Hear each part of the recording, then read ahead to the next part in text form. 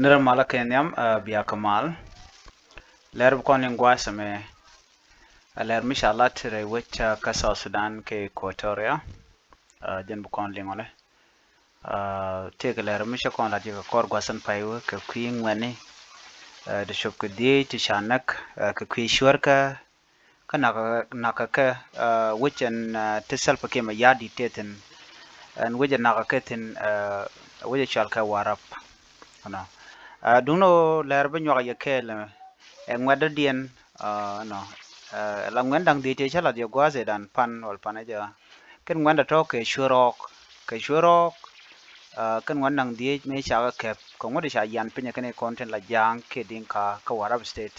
chukan do la to chukan ka parit la mutual ka firing squad ne ko la nana barka chukan gadang di to chukan kanak no gada tieni long te gurun wal badang ne gwaye an la ranyo kona kalyan gwazmen tama the ini South Sudan People Defense Force shi karami shiro da bar katijen shi kana nak rame me chala do jen chwar ke lada jagla kala de men do badanan ku kana nak je jen bukon linga kana do badanan shi community chariya ka je gwad dan nak jetin bukon linkel ka jen point de ramete di ram jana ke ban je linkel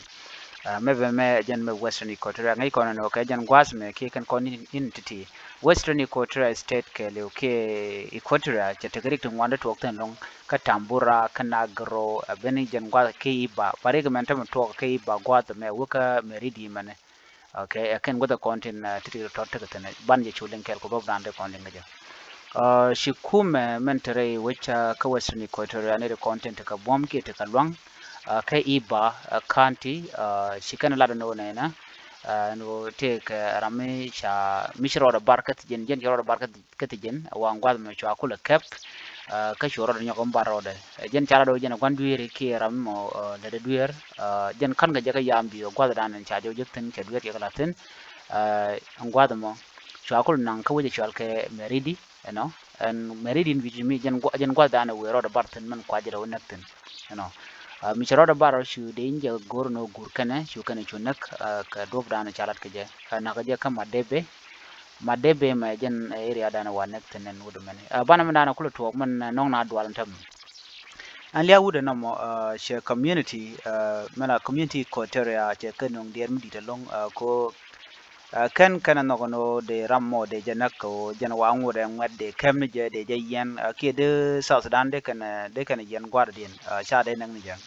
ka ci kana de barbo ka dob dan ci kana ga je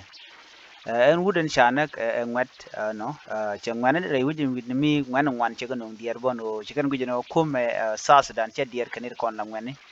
no ko chicken te chiro len lat ba chicken ling no ngani antam ka tam me cha go no ngwan mi chu jek lat ba ying nang ja lo tere ke future this time me te ngwan mi chu jek shelat ba ying na ka kum South Sudan no do no community cha de nang ke de kap ne ka de ka nyok mi yan ka chen kro ba en ngade cha nak bana duere ko ne shelat bana ka kullin gwasme no jen wara ma ngai ke lo ngai ke je long re wujin wi mi ki ko to ngai ne diale ngai ke je en wo jane chor ke general mala na la ka pede de dumni wala kwa la ka maje ka ge je bon wojen ba don kan la na nek no ka ta dan ngai ke je no shalaro rikta to lede ka Western Equatoria jen gwa dan rikten men kuji Equatoria le jaga jadwal ka jen gwa se me wonene kuji kala no an man shalaro kume mi jak en ngada mo jen shwale anisa poinde wa take bon medit ala bon take je man ku na ala jaga jadwal ka jana ngwan meto take bon dal kan kula kul kan kel ka mai kanat kel gui kan no dong de wo ka ma de ka ma ne to ko de ge talet ngai na misha ran cha mu gare la kana gorbu mi je kan la dong de community de kana ma ke de kana de kan ganak ke dong de yet bo ke kuma duno community jen kula dwala te ko cha kula gwata me kuma ci kuma na jogo no tine gorno biarun matin ki biya tokdon biya jeleb ka do bada nan sha wulu shalka ni sai cha janna ka jen ko jena gwan duire mile ti ro lot jen barro de di ena ramme mo be benne ore anisa bene gui ka do bada de ne gui jen right dan ci kan lat ameno ko no gor gwaze me ala ngweni ten tere wi ka South Sudan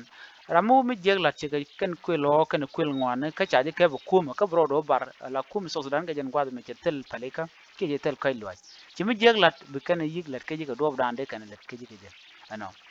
jen ndanan cha gu jen men wo deng man de ken careful meran ka gan mi je no le mi jeg this time de ja ke ko mi chi kume je gu je no la ti ren lot bi yig na ke bi mo ko ngai kon de ne la den de mi chiro bar ka je ngum la to la ja gore no be jinak ba ni min no gi ke lo ge gwa na me je nana gode nyoya kel bete ko mal bye bye